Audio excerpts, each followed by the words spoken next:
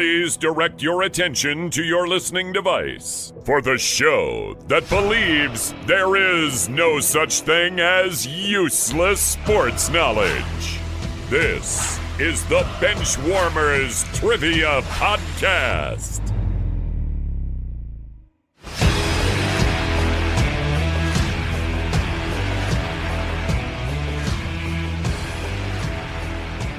Hello, everyone, and welcome to the Benchwarmers Trivia Podcast. Sports trivia for those of us who rode the pine. I'm not your host, Bohmbach, and this is episode 367. The same number of career Grand Slam match wins for Serena Williams and the career batting average for Ty Cobb. We have a guest host for today's game, which will feature the team of myself and Dave versus Mason and Snyder. And our host is an OG BTP supporter and assistant coach for our Patreon team, Trevor Hogg.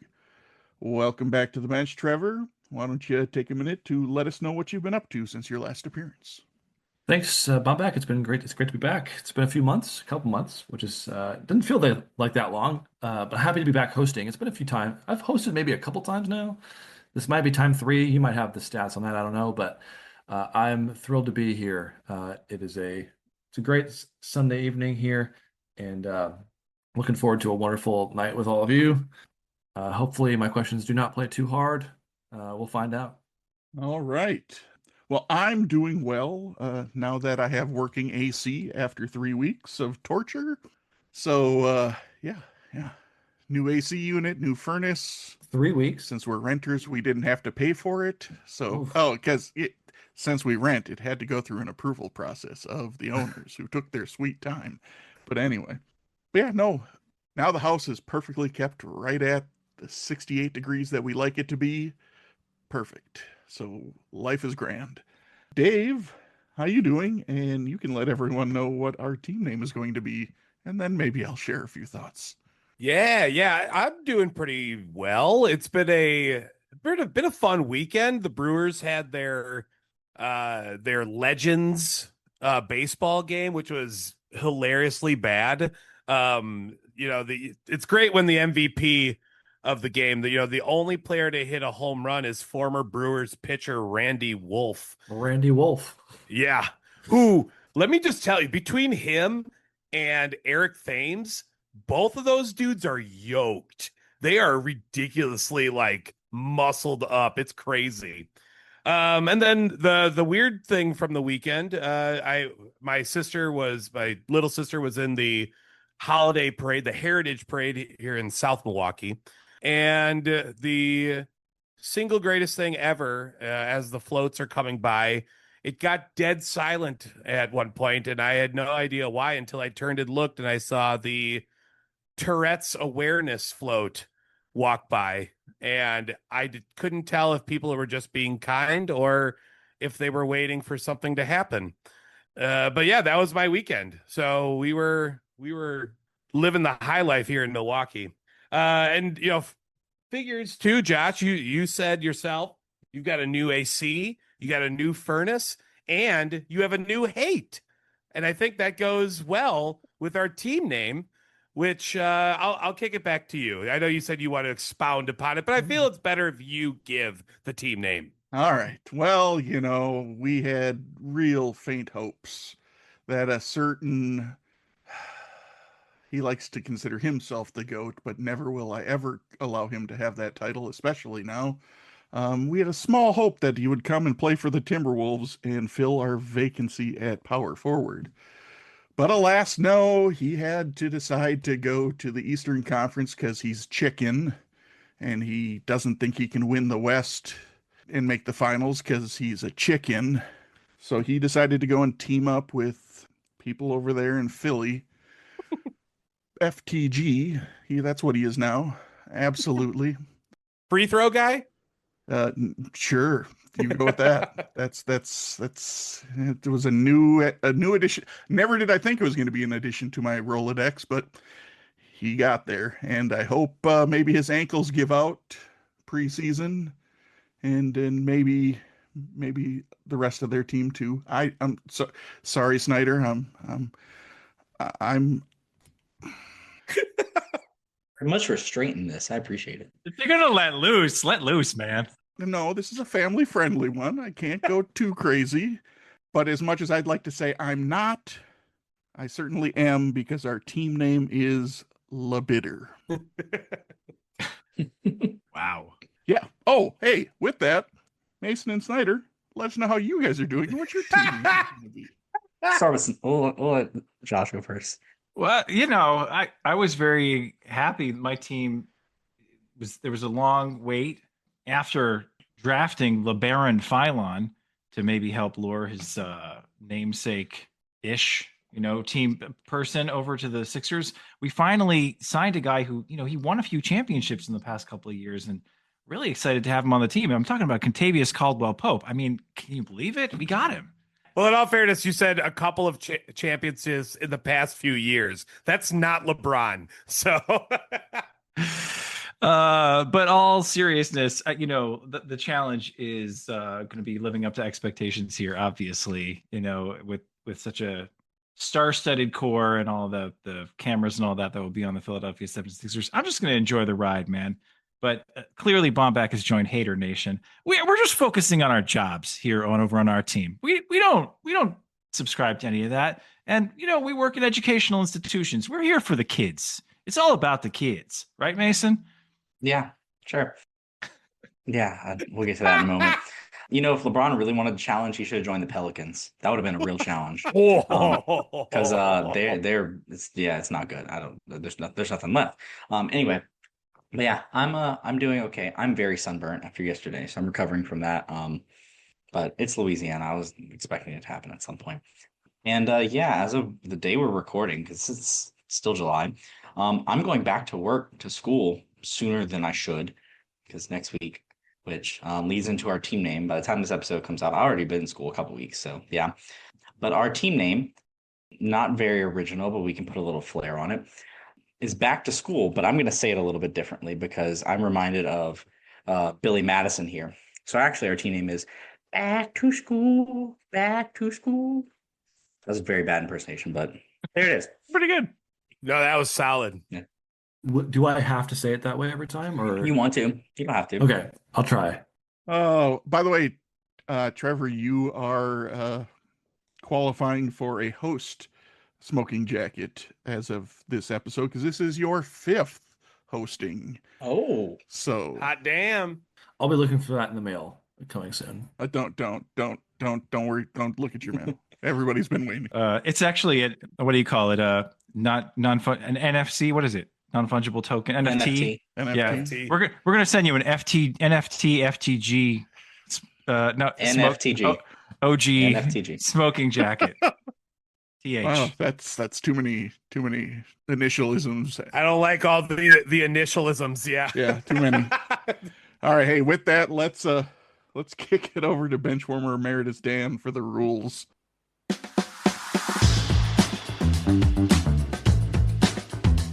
The game will consist of 4 quarters of play, each with a different trivia style. The styles of quarters 1 through 3 will change from show to show, and I will explain them to you as we go along. Like any good sporting event, we will have a halftime show after the second quarter with entertainment questions. And in the fourth quarter, our teams will wager from their points accumulated to see who are today's clipboard captains, to be honored like the true benchwarmers they are. All right, let's get this game underway.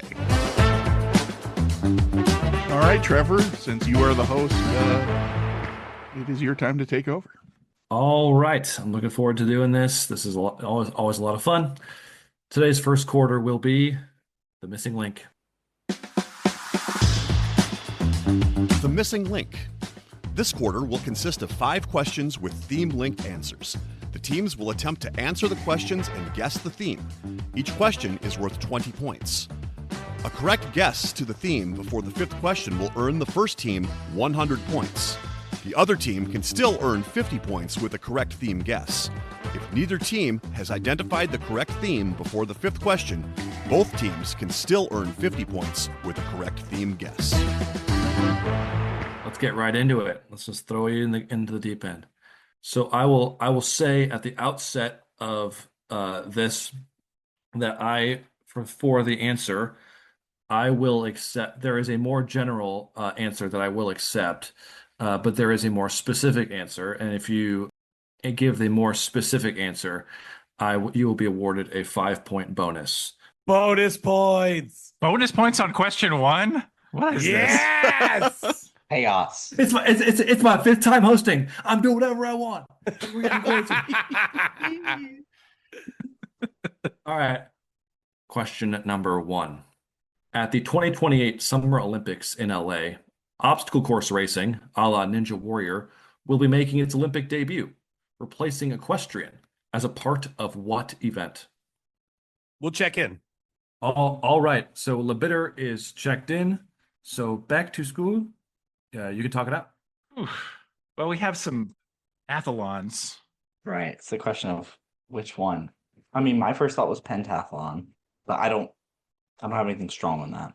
Isn't one of them the women's discipline is like I thought women's discipline was a pentathlon, but men's was heptathlon, like a 7.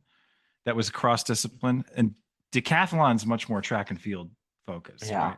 Yeah. Do you feel pretty strongly about pentathlon? I feel better about it. For some reason, I don't think equestrian is in heptathlon. I don't know why. That was my first thought. I was like, okay, of the ones that have multiple events, for some reason, pentathlon stood out. The only thing I would say here is like there's modern pentathlon versus old school pentathlon. I don't know, Ancient pentathlons. Yeah. Okay, so which one are we going with? I'm going to go with you here and say Okay. let's stick with pentathlon, and if asked to be more specific, we will go for modern. Yeah. Okay. Sure. Pentathlon. Checking it. I will prompt you to be more specific. Okay. So modern, because we're in the modern times. It's 2028.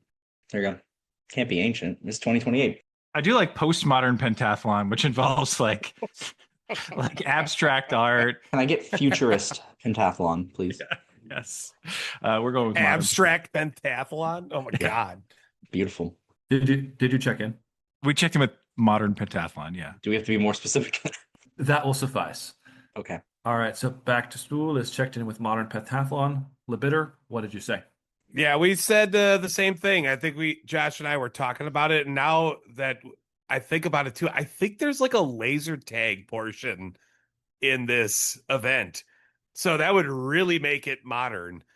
But yeah, we said the same thing. Modern pentathlon. Both teams are getting their points. Yes, this is modern pentathlon because I don't believe they contest the ancient pentathlon anymore. You got the heptathlon and the decathlon, but pentathlon is all modern. Question number 2.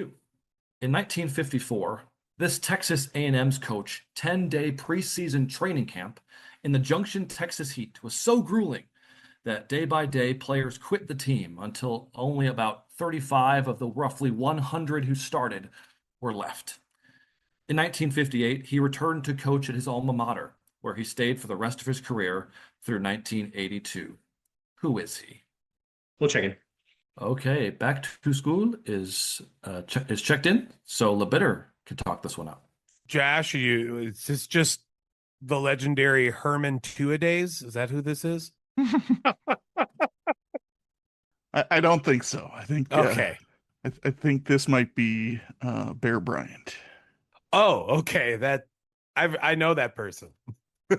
And he did coach for like ever.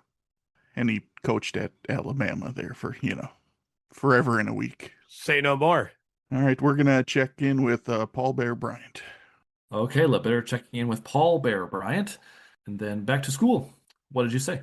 Yeah, I'm going to thank a class I took in college for the answer to this one, because I had to do a paper about paying athletes, and at Texas A&M, John David Crow got paid under the table. He was a Heisman winner, and I remember that his coach went on to do a lot more famous things at other schools. But yeah, this is Bear Bryant. Both teams getting points. Yes, this is indeed Paul William Bear Bryant. This has come to be known as sort of the Junction Boys camp. There's a book I'm reading right now based off of this story. Kind of just wild. I mean, this could never happen today. It just could not happen. I mean, the stories say that practices went from dawn to it went all day with no water breaks in the Texas heat, and there were only 2 cold towels. That was one for the offense and one for the defense. And I can't even imagine. But yeah, so this is indeed Bear Bryant. I think that Herman Twoadays must be a distant cousin of Abner Doubleday. Yes, I was looking them up. I was looking up Herman Twoadays as you guys were talking, and yeah, I can confirm. Distant cousin of Abner Doubleday.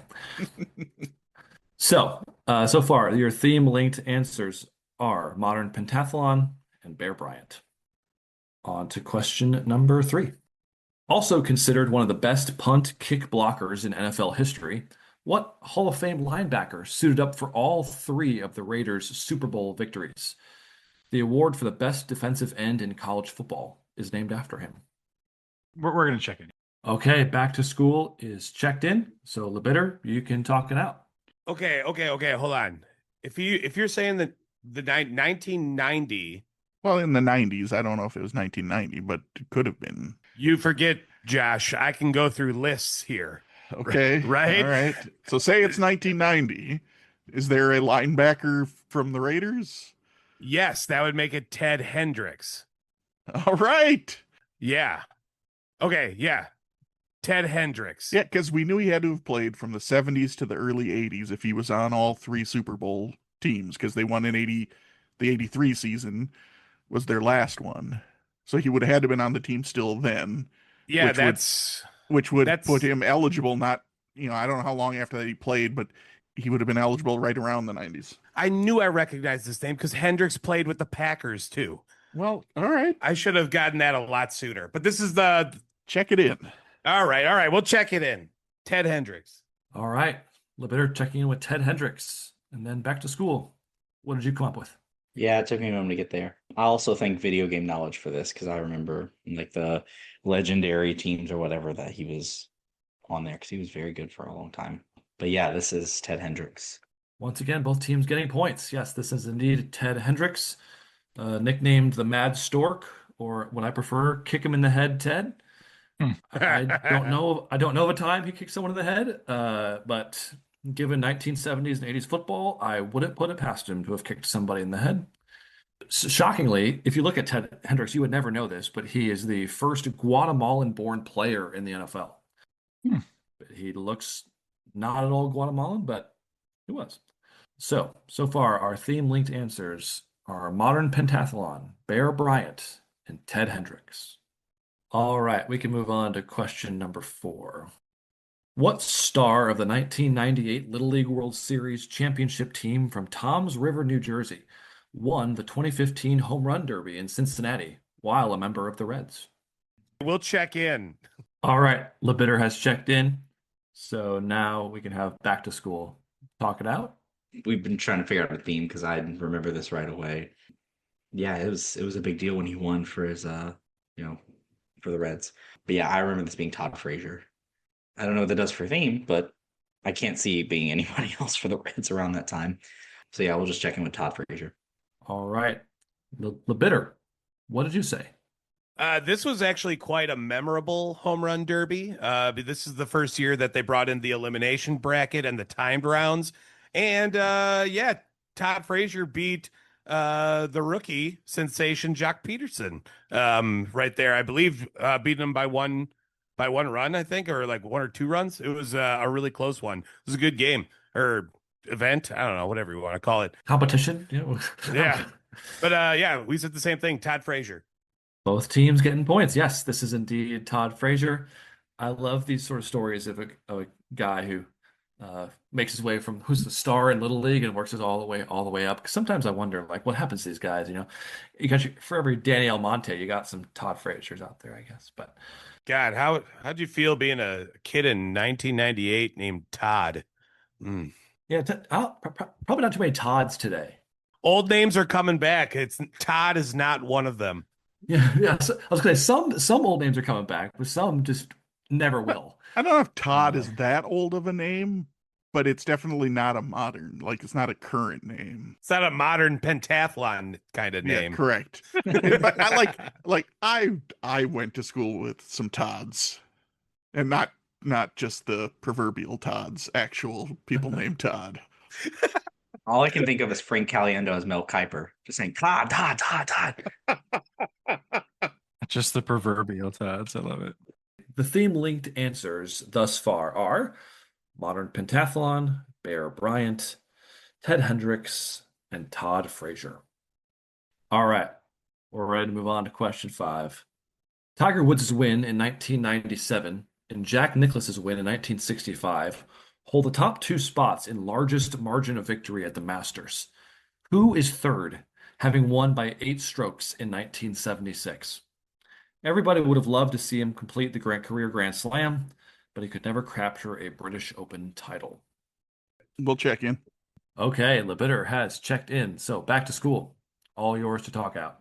Oh boy, struggling here. Was there a golfer named like MASH or Friends or Seinfeld? No, probably not. X-File. Good old X-File Malone. Okay. Oh, wait. I got the clue in the question. Hold on. You have to remember his last name. Everybody loved. His first name's Raymond. That's the clue. I picked up where the question's going. Okay, what's his name? Raymond Floyd. There it is. Maybe that makes our theme okay then. But we'll go with Raymond Floyd. LeBitter, what did you say? Yeah, we sort of got there similarly with theme, and where Dave said, well, it's got to be Everybody Loves Raymond, and then immediately I was like, it's Raymond Floyd then. So we also checked in with Raymond Floyd. Both teams getting points. Yes, I would not have led you astray. I'm pleased that you got there, even if you didn't know it right off the top of your head with the clue. Everybody would have loved to see him. This is Raymond Floyd. All right. So that makes the theme-linked answers: Modern Pentathlon, Bear Bryant, Ted Hendricks, Todd Frazier, and Raymond Floyd. Both teams have given correct theme guesses, but one team was more specific than the other. The team that checked in first with a correct theme guess was LeBitter.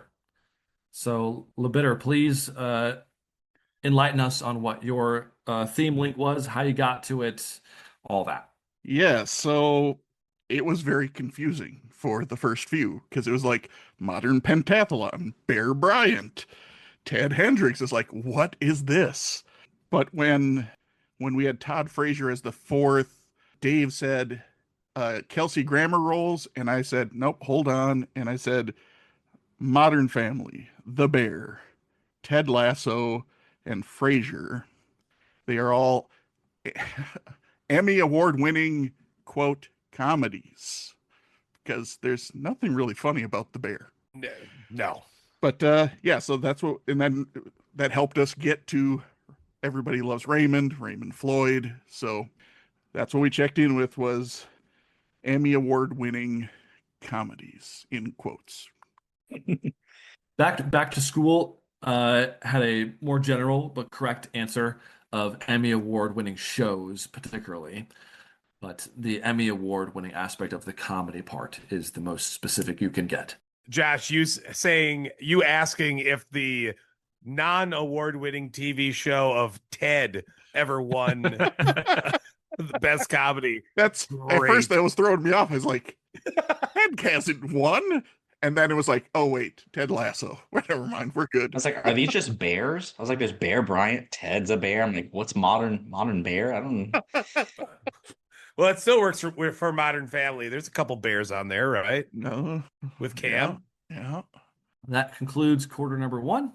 All right. Well, with getting the most specific answer to the theme and having it first, LeBitter has 205 points, while Back to School is at 150. We wanted to let you know that we are on Patreon if you'd be interested in supporting us financially. Your contributions will be used to help us cover the costs that it takes to bring you the high-quality sports trivia you have come to expect from us. There's also some great perks that come with the Patreon membership to the Benchwarmers Trivia Podcast, including bonus episodes and Benchwarmers swag. You can find us at patreon.com/benchwarmerstp. Thanks. All right, that brings us to the second quarter, and today's second quarter will be Sporting Haiku. Sporting Haiku. For this quarter, there will be 4 questions in haiku form. Each question is worth 25 points. All right, there's no missing link for these supporting haikus, but there is a general sort of theme of post-careers of athletes. So what athletes did after their career. All right. On to question number 1. Post-baseball job for the big unit and the kid, animals, sports, more. Is that I right? think that's what he's going Yeah, that's for. what I went with that. Yep. Want to 3, 2, 1 this one? Yeah, 3, 2, 1 it. Yeah. 3, 2, 1. Photographer. Yes. Photography, yes, indeed, is the correct answer. Ken Griffey Jr. took a great photo of Rory after he won the Masters, and kind of an iconic photo. And instead of hitting birds with baseballs, I guess Randy Johnson is taking pictures of them, trying to make amends for killing one of their kind, which is very noble of him. It's remarkable how tiny he gets to take those photos. How tiny can you get when you're 6'11"? He's just trying to find a bird that he can ride. All right. Back to Between Two Question. Ferns again. Sorry.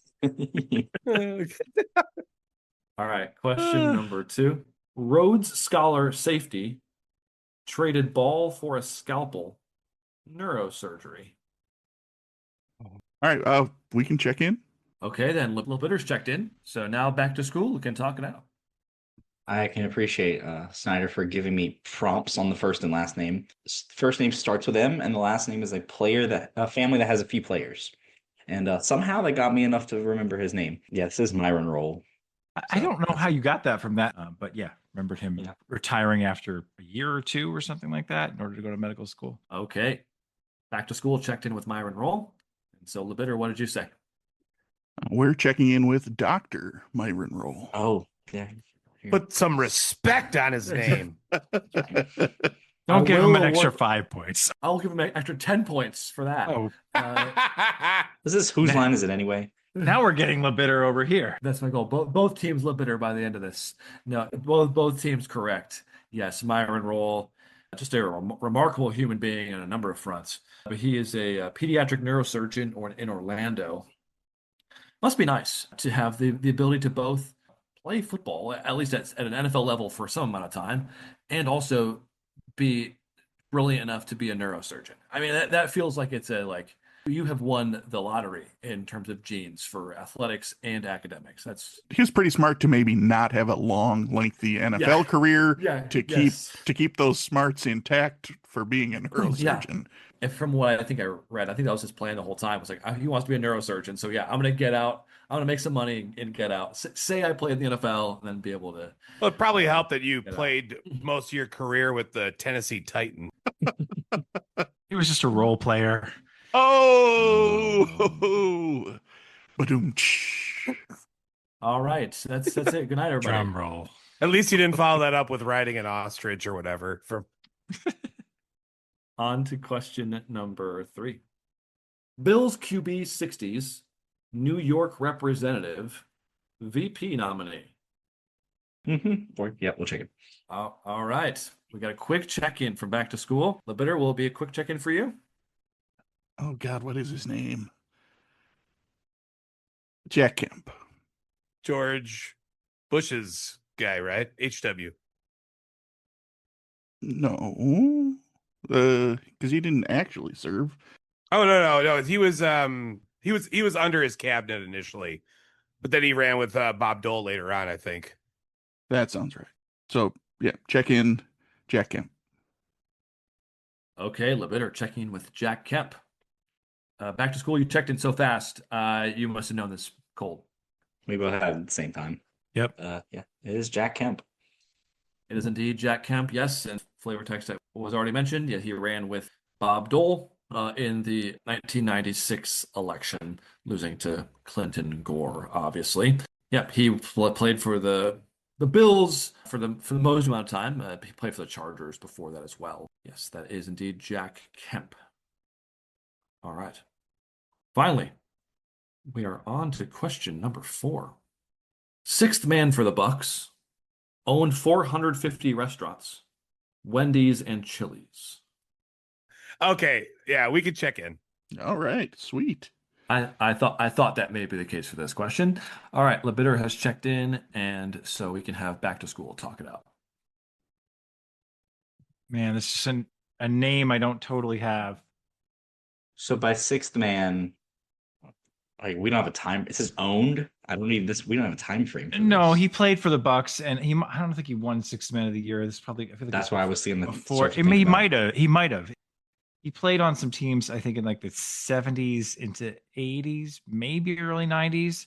But the deal was that he made only like a relatively small amount in his career and out earned it, as a CEO. I mean, I can name some guys in that era, but he just died recently too. I know he was like he would go around and do stuff for players. We would talk about protecting your money and investing well after. You want to just go with Williams here and hope for the best? we'll try it. Decent odds, I suppose. We'll check in. All right, back to school checking in with Williams. Lebitter, the floor is yours. What'd you say? He played a long time. He played 10 seasons in Milwaukee. They retired his number, and he did pass away last year, sometime in the spring. I can't remember when that was. But this is good old Junior Bridgman. One team getting points. It is indeed Junior Bridgman. Yeah, role player for the Bucks, kind of off the bench, used for some of those great Bucks. Those good Bucks teams made $1 billion. I think he owned like the most Wendy's in the country at one point. He did, his like family does now, or it's something crazy like that, which, good for him because Wendy's freaking rocks. Oh God, we don't need to go down this road again Yeah. about what's on Wendy's menus or not. Let me count the ways.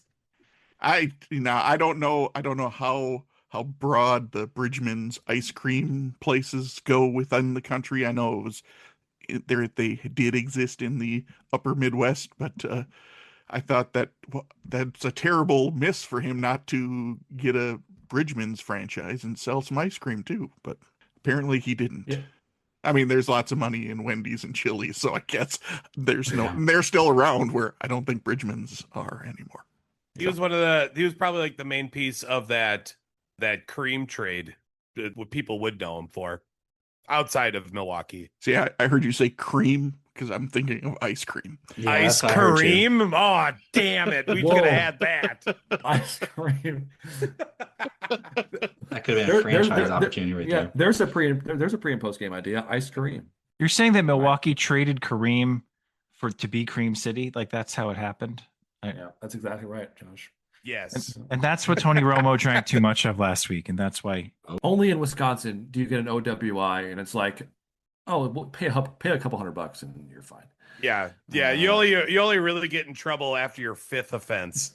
By the way, unfortunately, that's not a joke. I was gonna say, Yeah. his mugshot was pretty tame too. Although it was the photo that they had on the Winfield. Yeah. The other yesterday's Winfield. You knew that guy couldn't pass it up. No. He had to. Too good.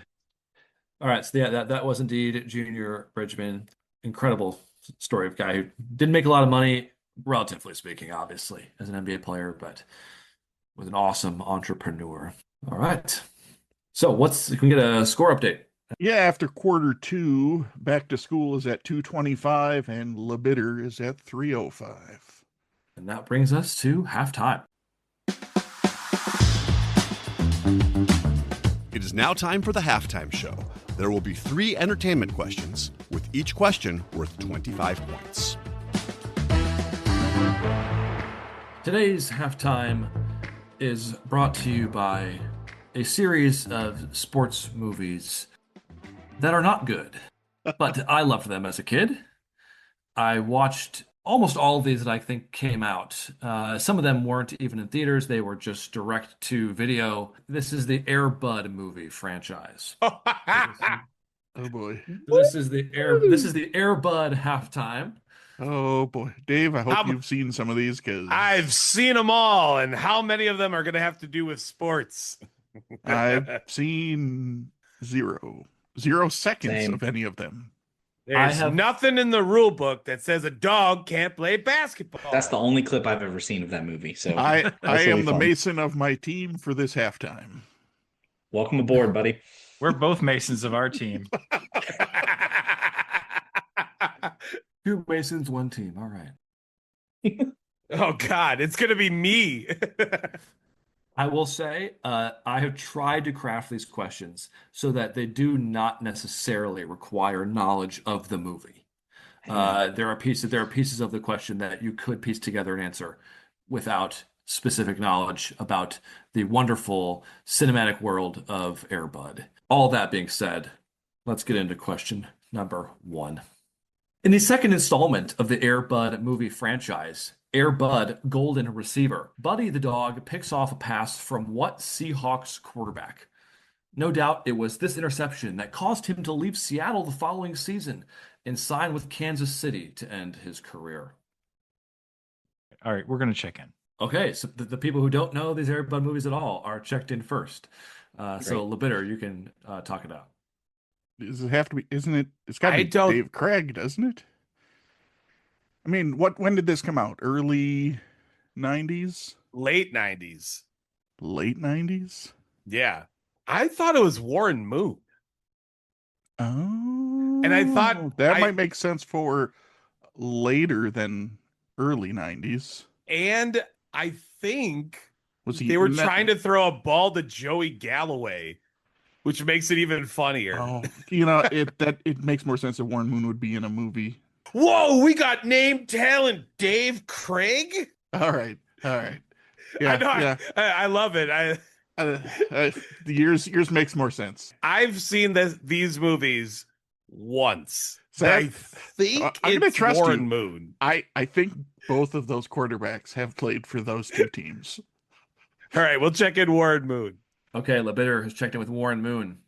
Back to school. What did you say? I thought of the same too, but Dave Craig, I think, played for the Bears and the Lions as well as playing for the Chiefs after he left the Seahawks. He had like a lengthy backup-ish career. And Warren Moon, when he came to the Seahawks, was already like 40, if not close to it. I think it was his last Pro Bowl season playing for the Seahawks in the late 90s. So we also went with Warren Moon. Both teams getting points. Yes, I'm glad you did not go for the Dave Craig sort of like option there. It was indeed Warren Moon. Dave Wertz, you're exactly right. That pass was to Joey Galloway, who makes a very brief cameo at the end of the movie. And he didn't make the catch, obviously, because Bud made the catch. Yeah, Bud swoops in, and I think he's on like the sideline or something, and he sees the pass and runs and grabs it. And Did he return it for a touchdown? Wait, he was on the sideline. That's not legal. He was on the sideline. How's that? How does he hold the ball? I don't it's get legal. it. It's legal for a dog to come off the sideline, not a human. You got to There's look in the fine nothing print in of the the rule rules. books that says a dog can't sneak onto a football field. I mean, we let the dogs fetch the tees after the kickoff, so you know. Yeah, All right. Did they stop that? Oof. yeah, they probably did. Buddy the dog better at catching passes than Dontavian Wicks. All right, Ouch. Yep, it's the truth. That's an Eagles problem now. On to question number 2. In the third installment of the Air Bud franchise, Air Bud World Pup, there are cameos from 3 USWNT players: Brandy Chastain, Tisha Venturini, and what goalie, who made the only save in the 1999 World Cup final? We will check in. Okay, we've got a check-in from Lebitter. So now back to school. You're the ones who can talk it out. I think it lines up. That 99 World Cup final, I think Hope Solo had already kind of made her mark at that point, right? And maybe played again in 03. Coming back to the Seahawks, I know she tempestuous marriage with Jeremy Stevens, right? Tight end. I think Hope Solo. That's all I got. Do you have another name? No, I've never seen this because I was an infant, a baby when this happened. I've never watched it afterwards, so I couldn't even tell you. Look, Mason, there's nothing that says a baby can't watch a movie. Sure, but I probably wasn't. But there's nothing that says a baby can't come on and save goals for the U.S. women's national team. I mean, right? It's not in the sure. rule book. All right. Anyway, we'll check Hope Solo in. All right, back to school is checked in with Hope Solo. Lebitter, what did you say? I believe Hope Solo's World Cup journey started in 2007, but the The name that I remember after seeing this fun film, as Josh liked to point it out to me, Minnesotan, this would be Brianna Scurry. Mm-hmm. Mm-hmm. One team getting points. It is Brianna Scurry, Minneapolis, Minnesota native. Brianna Scurry, yes. Hope Solo, her U.S. official women's national team career didn't start until a year or two after 1999. This is indeed Brianna Scurry. If Hope Solo is number one in all of the goalie records for the U.S. women's team, Brianna Scurry is number two for, I think, almost all of them, if not all of them. Yes, she is Brianna Scurry. There's a theme here, moon connects to dogs, dogs scurry. So let's look out for the next one, Mason, with something dog related. Wait, why would this be dog related? Because of Air Bud. I know. I was. Wow. Dropped the ball just like Joey Galloway did. All right. Question number 3. Let's see how this one plays. In the 4th installment, Air Bud 7th inning fetch, the baseball announcer is played by what longtime Canadian MLB and NHL announcer? He was the lead announcer for Hockey Night in Canada from 2008 to 2021. Like me, you may know him as the play-by-play voice for EA's series of NHL video games in the late 90s and early 2000s. I'm not going to come up with anything else, so I think we go. All right, so back to school. You're checked in. All right, back to school. All right, LeBitter, I guess you can talk it out. Look, I burned out all my cameo knowledge of Air Bud films early on. I can't be perfect here. I like Don Cherry. I mean, that's the only name that pops to mind for me. I'm not going to be able to give you much else other than that. Don Cherry sounds like someone they would bring in for an Air Bud film because of the name, right? It's got a nice, kid-friendly name behind it. It's a name that, as a non-real deep hockey person in the U.S., that's a name I recognize. Is he Canadian? Yes. And I think he wore plaid suits and things like that. So do you remember seeing a guy in a plaid suit in Air Bud 4? No.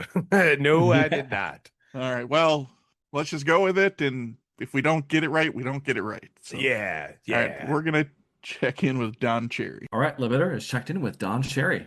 Back to school. You can give your answer. Yeah. Surprisingly, I had something on this. I don't know if it's right.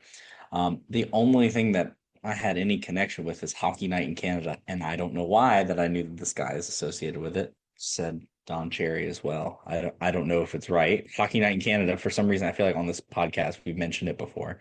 I don't know about anything else, but that's what we checked in with as well. Neither team getting points. This is points for me. I'm sorry to say. You're both right on. Don Cherry was a part of Hockey Night in Canada, but he was not the lead announcer for Hockey Night in Canada. He did a big segment on it, but this guy's name is a guy named Jim Hewson. Jim Hewson. I'm looking up, can I get Air Bud on Cameo right now? That's what that made me think. Oh. Please. Underground? So Mason, just to save you from having to give me $5, I'll do it. Who? That's not a name I've heard before. There ain't nothing in the rule books that says a dog can't be a quarter style on a Benchwarmers podcast. I would love to have Buddy the dog give me a cameo. That would just be like a dream birthday present. Though I'm pretty positive he died a decade plus ago. Oh man, I'm sure it's way more than a decade. I'm trying to bring him dead dogs during halftime. Could you bring back Buddy from the grave? And oh my word, this no Pet Cemetery. We do not need Pet Cemetery. Thank you very much. Actually, Air Bud Returns acknowledges that the original dog Buddy is canonically dead in the next movie. Oh my word! With ain't no rule, it says a basketball playing dog can't die. Wow. That should be the tagline for the movie. It's got real dark real quick. Buddy passed away in 98.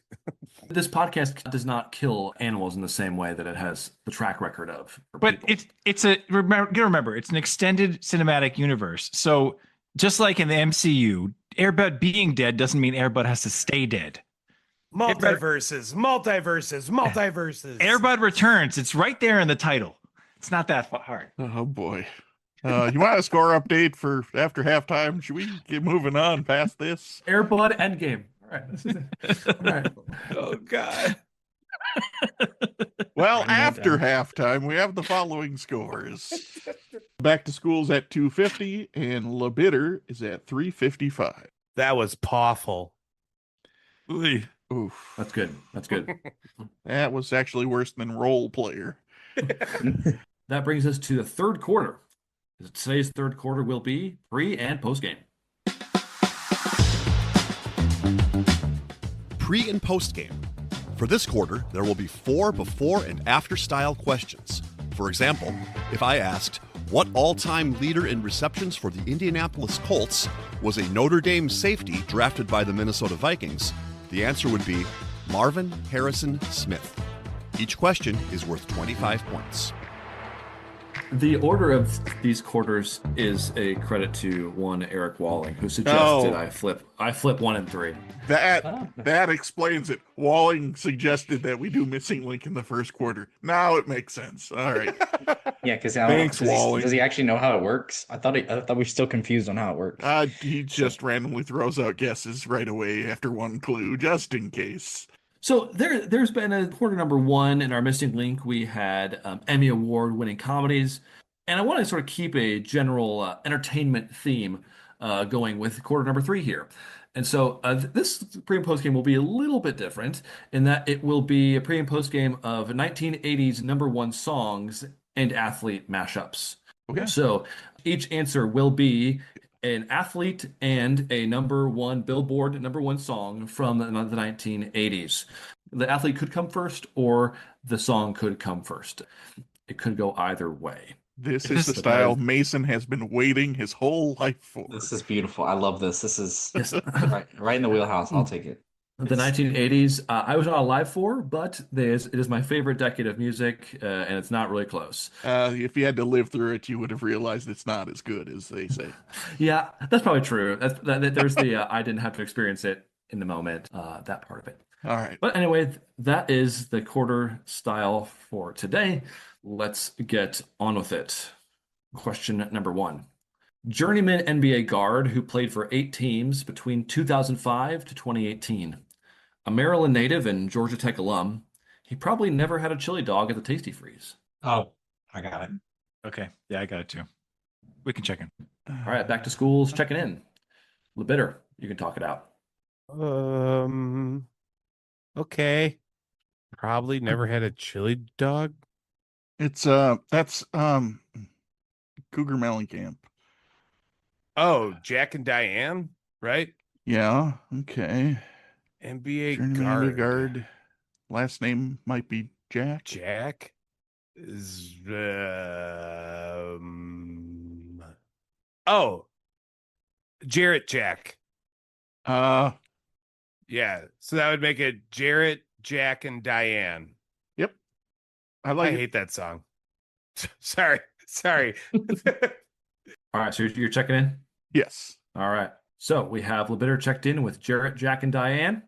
Back to school. You had this one pretty quick. Yeah, this is New Orleans Hornets and Pelicans legend because he did sneak on the Pelicans after a while. Yeah, it's Jarrett, Jack, and then I'm glad you didn't mention the part because John Cougar says about something sucking on a chili dog, which I don't even know what that's supposed to mean. But anyway, Jarrett, Jack, and Diane was our answer. Mason said sucking on a chili dog. No, it was John Cougar Mellencamp. I'm just questioning the lyric. It's a He doesn't know how to eat a hot dog. Both teams getting points. This is indeed Jarrett, Jack, and Diane. I don't know many other John Mellencamp songs, but this is the one that I most know. Apparently, Dave is no fan. I'm fine. I think it's fine. he has But better a ones. number. He has better Yeah. ones. It was the number 1 song for him. Yep, Tasty Freeze. I don't think they're still in business, but I believe they're perhaps more in the Midwest, given the No, nature of the song. this song put him out of business probably. Yeah, that's right. Also, it's All right. behind the Tasty Freeze. I mean, there's tables out in front, people. That if you're doing something back there, it's not exactly kosher. So Oh, Ah, It is a chili dog after all. Okay. that was a good joke, to be frank. oh no, no, Lex isn't even here for all these puns. Although Snyder, you're pretty top notch with them as well. And it all connects to dogs. We got wiener dogs, right? It's all here. Oh no, this is what happened to Buddy? No. Oh boy, maybe we should move on to question 2. All right, question number 2 in pre and post game. When this Badgers running back ran for 202 yards and 3 touchdowns against Nebraska in the 2010 Big Ten Championship game, your host proceeded to party, Caramo, Fiesta, forever. I got it. Okay. Yeah, that's it. We'll check in. Back to school is checked in. Sounds like LeBitter will check in quickly too. Yes, because the song is All Night Long, so it would have to be Monty Ball Night Long. Dave, you agree that time frame works for Monty Ball, right? Yeah, it's better than Melvin Gordon all night long. That doesn't work. No. That doesn't. All right, so we're gonna check in with Monty Ball Night Long. All night, all night. All right. Yes, LeBitter is checked in with Melvin. No, not Melvin Gordon. All night no. long. What am I saying? Monte Ball night long. Gotcha. And then we have back to school. What'd you say? It's not Ron Dink that a shame. That'd be a very different boy. word. Go ahead, Mason. It's all yours. Oh boy. Yeah, we checked in with the same thing. Monty Ball Night Long. Both teams getting points. Yes, indeed. It is Monty Ball night long. Yes, this is a famous moment for me in when I was in college watching this game, and it was an awesome night. Now, please do not ask me about any future Wisconsin Badgers Big Ten championship games. As far as I'm concerned, they have never played in another Big Ten championship game. They definitely did not lose to Ohio State by 50 some odd points like a year or two later. That never happened. The last time they played the Big Ten championship game was this time when they whooped Nebraska. Okay. It doesn't I see sound Dave right. nodding. We're That good. sounds like Okay. revisionist history. I don't care. I'm revising history because their history with Yeah. these games has not been good after this point. All right. So this is not Melvin Gordon all night long. This is Monte Ball night long. On to question number 3. Behind Donald Driver, this receiver caught the most passes from Brett Favre, and I'm certainly not asking him to change his ways. Oh, I got it. Damn, you're good at these. Okay. Misspelled, but that's it. We'll check in. Okay, back to school checked in. LeBitter, your turn to talk it out. We just did this not too long ago where we went through. That's Antonio Freeman. Okay, what's the song? Asking him to change his ways? I would assume it's man. Oh, ask him. It's Man in the Mirror. Okay. Yeah. All right. So I'm asking him to change his ways. Oh, yep. Yeah. Yeah. Antonio Freeman in the Mirror. Check in. All right, LeBitter checked in. Back to school. Mason, I mean, no message could be any clearer. It's Antonio Freeman in the Mirror. both teams getting points. Yeah, the exact connection isn't as smooth as others here, Freeman and Freeman, but I just liked the idea of not asking Antonio Freeman to change his ways. So that was correct. Antonio Freeman in the Mirror. I was not aware that Antonio Freeman's son Alex was a defender with Team USA's at this most recent World Cup. He scored a goal, and I saw that he scored and looked him up, and he was Antonio Freeman's son. So that was pretty cool. Yeah, they wouldn't shut up about it on the radio over here. I believe it. Finally, we're on to question number 4. When this skier was making her half-pipe runs in 2022 and 2026, fans across the world may have been cheering her on with this phrase. Upon winning the gold, rumors are that crowds in China started shouting, "Tura, lura, lura, yay." I got it. I got it. Wow. Oh, got it. Okay. I got the Yeah, we'll check in. All right, so back to school check-in. LeBitter, you know the answer, I'm sure, so just enlighten us. Yes. Well, the song is "Come On, Eileen," but her name is Eileen Gu, so it's "Come On, Eileen Gu." Check it in. I'm not gonna say it again. Oh boy. All right, LeBitter's checked in with "Come On, Eileen Gu." and then back to school. You talk it out. Yeah. My thoughts, he confessed, were quite dirty on this one. But yeah, this is come on, Eileen Goo. Is this We're gonna put an NSFW tag Yeah, on I this was like, is this episode. We have BTP to. after This dark? is good. Like, This what is is good. It certainly seems that I mean, way. it is dark over here. Well, this answer alone puts us in that category. Oh, boy. Oh boy. We're gonna get demonetized on YouTube. The correct answer is indeed come on, Island Goo. I had no sort of thoughts about anything Phrasing? SW for this, but it just worked too seamlessly. I mean, so there I'm not there going we to are. disagree. It does work well. It just, when you say it out loud, it feels not good. Hashtag phrasing. This might be a bad episode for me as a man of the cloth to be hosting, but here we are. All right. We were perfect. That was pretty smooth sailing through those pre and post game answers. Let's have a score update after the third quarter. After third quarter, Back to the School has 350 and LeBitter has 455. And that brings us to the fourth quarter. The fourth quarter, known as Put Your Fours Up. This quarter consists of 4 categorized questions that the teams will wager up to 100 points each, not to exceed their current point total. Categories for today are as follows. Question number 1 in the category of lights out, which is in reference to hockey. Question number 2, I'm a PC, swimming. Question number 3, we don't do anything, baseball. And question 4, Ilya Malinin 2, and that is in the broad category of sports. Now is time for the teams to place their wagers. We'd like to take a minute to invite you to follow us on Facebook, Instagram, and Twitter at BenchwarmersTP.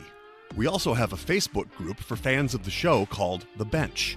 Join us there to comment on the latest episodes and interact with the rest of the Benchwarmers community.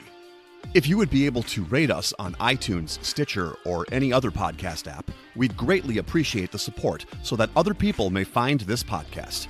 Thanks. Now that the wagers are in, on to the questions. Question number 1 in the fourth quarter. Category, lights out. Goalies winning the Hart Trophy is a rare occurrence. In over 100 years of the award, it's only been awarded to a netminder 9 times. Who is the only goalie to have won the Hart Trophy twice, doing so in back-to-back seasons in the 90s? We'll check in. Okay, LeBitter checked in.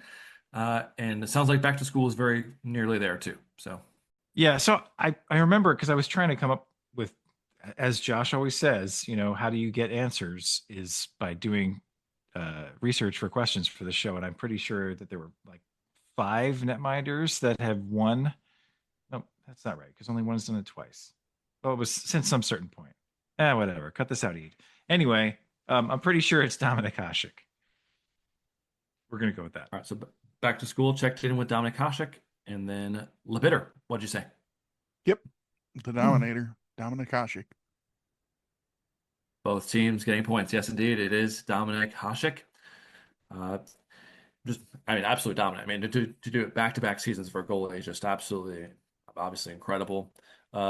Category lights out sort of works because he was lights out as a goalie, but also I did not expect any of you to know this. But Dominic Hasek's daughter, she's in a band called We Are Domi, and they performed at the Eurovision Song Contest a few years ago with a song called Lights Out, Lights Off. So, they represented the Czech Republic or Czechia there. Again, I would not have thought any of you would know that, but I thought you were Eurovision about to fan. say she cameoed in an Air Bud film. Now that would really be something. We didn't say. We might want to say how many points we wagered because neither of us. Oh, said yeah. that. We wagered. You're 100. right. Yeah. How about you guys? Yeah, we wagered. How much 100. did you wager? Okay. Yep, we did 100. Shockingly Both on hockey, teams- but yes. Both teams wagered 100 on a hockey question. Just incredible. Shows you how great of hockey fans you all are. All right. On to question number 2 in the category of I'm a PC.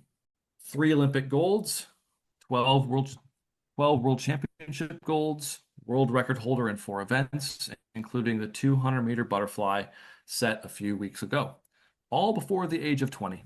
Name this Ledecky-like Canadian swimmer. We'll Does check that name in. ring a bell? Okay, Lebitter has checked in. Back to school. Your turn to talk it out. Okay, 3 Olympic golds, really already. Wow. Yeah. I mean, I think this name would have stuck with me, and I just can't totally remember. The only thing that I'm going off of is the clue. I'm a PC, which takes me to those commercials, and I'm pretty sure it was John Hodgman, like the comedian Yeah. writer. So you think who- that's what the clue is referencing? potentially Hodgman? Does that sound like a name that might be a swimmer? I don't recognize it. I Um, mean, I think that's the only way we're gonna get here. unless it's Long for Justin Long, and then I feel a little bit bad that this clue is sending us to the wrong side of this. But I mean, what else? What else conceivably could be? Her last name Apple, Commodore 64, Macintosh, possibility, I suppose. I don't. Yeah. I mean, I don't. Dell, right? I mean, I guess those were Apple commercials. Yeah, I would think I'm a PC takes me to those commercials. Just Okay. knowing, trying to get in Trevor's head here, you know. By the way, Trevor, I always think when I see have you seen the new Wonder Man?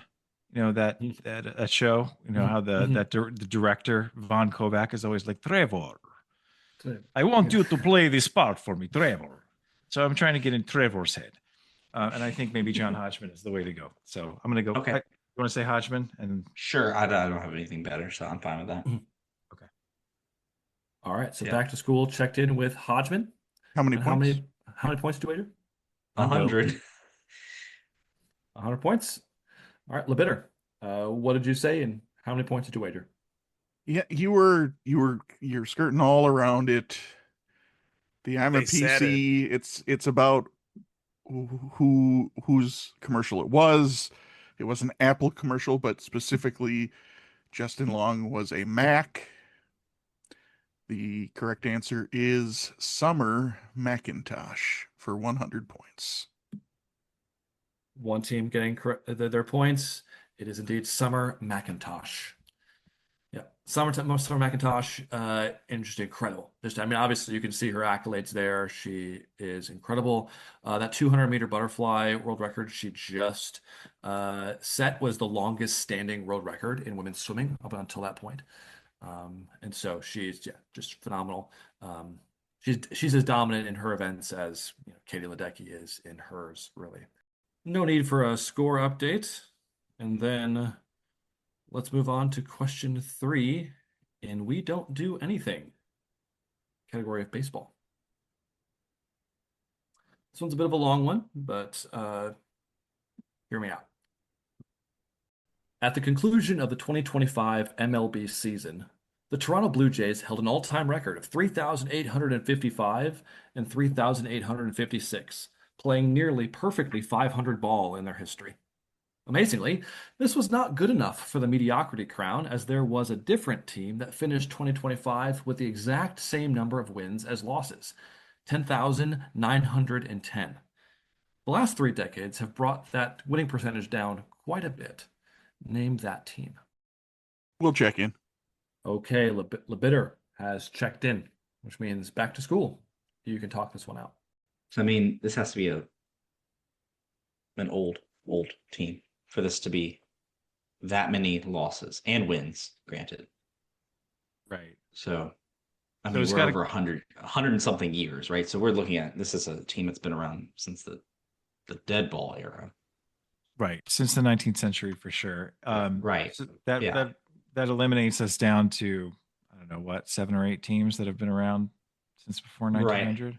Yeah, I mean, like, So it's oh, like that's not the Cubs, right? They've been around for a long time. It's not going to be them, no, and also they've won a World Series in this time period. So right? Phillies also And have they've been good enough. done pretty that- well. Yeah, White Sox also won a World Series in 05. Probably unlikely them. And although they haven't been great consistently for a long period of time, they were pretty losing-y. So I don't know, but I wouldn't necessarily say that Trevor's clue would lead us there. I think the teams that probably are on that list are the Pirates and the Reds. I think you're right with the Pirates. And That was my first thought, because the last 3 decades have been. I mean, the Reds are possible. I feel like they didn't have exactly a 500 record. I mean, they've had some bad years in there, but like. No, and they had such a stretch of dominance through the 70s that might Right. take them out of that contention. And even before that, they had some good years. I mean, but yeah, the Pirates, like, they've never they've won the World Series pretty spread out from each other, and they've had some, years of contending, but they have been pretty consistently bad for a long enough time. So I'd go with the Pittsburgh. So yeah, we'll check in the Pirates for 100 points. Okay, back to school. Checked in with the Pittsburgh Pirates for 100 points. LeBitter, please give us your answer and your wager. Yeah, we said the same thing. Pirates for 100 points. Both teams getting their points. Well done, both teams, on sussing that out. Yes, it is indeed the Pittsburgh Pirates. Yep, you had the exact sort of thinking of, this team's been around for a long, long, long time, and they have been good, but also terrible. So the Pittsburgh Pirates, I don't know where it's at now. I think both those teams are probably still neck and neck, but I'm not sure who's more mediocre at time of recording, but they're vying for it. All right. So well done, both teams, for that one. And finally, we can get on to question number 4. The category of Ilya Malinin 2, in the very specific category of sports. What 8-letter compound word notably connects MLB shortstop Ozzie Smith, Olympic figure skater Surya Bonali, NASCAR driver Carl Edwards, and NFL running back Cam Scadaboo? All right, we can check in. All right, for the last time tonight, Back to School has checked in. So, LeBitter, your last time to talk it out. Yeah, I think you backed into it, Dave. Don't flip out. Because, Ozzie Smith obviously notoriously would do backflips heading out to his shortstop position. Surya Bonali did it when it was against the rules for women to attempt a backflip, and she did it anyway in defiance of that stupid rule because she could land them. And I'm assuming Carl Edwards used to celebrate in that Affleck car, jumping with a backflip. Okay, and I'm guessing Cam Scadabo at some point celebrated a touchdown or something with the backflip, I guess. Well, maybe not no more. He's all beat up. So, and yes, and Ilya Malinin, he also does backflips in his routines. The quad god does. So yeah, I think backflip has to be it. So we'll check in with backflip for 100. Back to School, give us your answer and your wager. Same thing. Yeah, Cam Scadaboo, this was the one that kind of gave it away because it was just in the news the past couple of weeks that he tried to do a video of himself backflipping and it did not work out very well. And it was rough. His coach John Harbaugh was like, should have landed it. I mean, the guy's rehabbing a brutal ankle or whatever leg injury, not necessarily your best rehab routine. But you know what? He's apparently okay, and that goes to his judgment. But here we are. We went with the 50 points that we could wager. We also went with backflip. Indeed, both teams getting points. Correct answer is indeed backflip. Well done. Well done to all of you. Yeah, all of them are associated with backflip in some kind of way. Ilya Malin doing so in the recent Olympics when backflips were allowed once again into figure skating. The game has come to a close, and here are the final scores. With a respectable 500 points, it is Back to School, and receiving the illustrious Joel Stave Award. Yeah. Your clipboard captains are LeBitter. Hopefully, this is easing some of that bitterness Josh is feeling this victory. I can only imagine something of this magnitude would help to ease that. But congratulations, Lebitter, for your win tonight. This one goes out to you, Joel Stave. Remember, I stole your girlfriend. Take that, you jerk.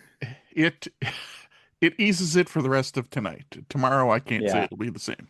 So just to give you an update, since you did mention about you weren't sure which team is closer to 500, well, the Blue Jays are currently 10 games under 500, so that means they are 11 games under 500 as a franchise. And the Pirates are actually currently 2 games over 500, so they're still they're a couple up at the moment. So I think there's a watch going on, because when I was searching, I saw a thing about that they're on the verge of becoming a negative franchise. So maybe haven't been anytime recently a negative franchise. So maybe by the time of this episode airing, that will happen. Maybe. So that was just an update for that. That since you inquired about it, I figured I'd look it up. That's good to know. Well, thank you all for playing this game. I think hopefully it was some good ones in there. Some of them are easier, some harder, but I enjoyed writing it. Thanks for letting me come on. Yeah, it was a great mix of difficulty levels of questions. So awesome job. You got a little blue with your halftime, but we'll just leave it. You didn't mean to. We went blue. It was third quarter. Halftime was fine. Everybody was fine. Oh, sorry, third quarter. I just always think we got halftime, blue when we talked halftime about the dog passing. That's really what happened. Oh, yes. Sorry, your third quarter different type did of get blue. It got a little blue, but it's not the first time the Benchwarmers have gone blue. So, and I get it. It wasn't intentional. We're just really good at connecting those kind of dots. I am now the 2-time recipient of the Joel Stave Award, by the way. I feel very happy about that. Because you've got to tell the story twice that you stole his girlfriend. Yeah. If I want to be completely honest, the first Badgers quarterback I thought of was Alex Hornibrook, and I thought we've had too much after dark stuff for this. So well done. Whenever I'm writing this, I can't help but put a little bit of Wisconsin stuff in there. And so when I saw that Dave was on, I was like, well, a couple of these are just going to be squarely ones that Dave definitely knows. Well, I was hoping, I said it to Josh when you talked about the Ilya. I was like, oh, Quad God? Maybe he's going to bring up AJ Dillon being Quadzilla. That'd be great. Yeah. But to no avail. On behalf of Bohmbach, Dave, Snyder, and Mason, my name is Trevor. I want to say thanks for listening to the Benchwarmers Trivia Podcast. Until next time, keep the bench warm. That ball hit high and deep. Stretch. Get on back there. They look up. You can put it on the board. Yes. The pitch from Acevedo. A drive deep to right field. Down the line. The Mariners win this game 2-1. The dream lives. They're going to the playoffs. The drought is over. Cal Raleigh. Wow. Hey now. Want more trivia? Follow us at Benchwarmers TP on all social platforms for more sports facts and trivia. That's at Benchwarmers TP.